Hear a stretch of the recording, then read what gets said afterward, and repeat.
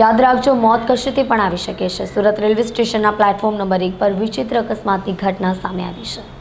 Railway સ્ટેશનનું platform પણ વાહન અકસ્માતથી સુરક્ષિત નથી। સુરત રેલવે સ્ટેશનના પ્લેટફોર્મ નંબર 1 પર બેટરીથી ચાલતા વાહનમાં એક વ્યક્તિનું કચડાઈ જવાથી મોત થયું હતું। રેલવે પ્લેટફોર્મ પર એક અજાણ્યો વ્યક્તિ સૂતો હતો ત્યારે એક બેટરી સંચાલિત વાહને તેને કચડી નાખ્યો હતો। મૃત્યુ પામનાર વ્યક્તિની ઉંમર લગભગ 45 વર્ષની હતી અને તે આરામ કરી રહ્યો હતો। વરિષ્ઠ નાગરિકો અને અપંગ વ્યક્તિઓને મદદ કરવા માટે પ્લેટફોર્મ પર બેટરી સંચાલિત કારનો ઉપયોગ કરવામાં આવે છે। કારણે તેના હોર્નમાં થોડી સમસ્યા હતી। રાહુલ નામના વાહનનો સમર્પિત ડ્રાઈવર પ્લેટફોર્મ નંબર 1 પર તેનું સમારકામ કરી રહ્યો હતો। દરમિયાન એજન્સીના અન્ય એક ડ્રાઈવર અન્નુ ભીમા ચંદેલે વાહનનો કબજો લઈ લીધો અને તેને ચાલુ કર્યું હતું।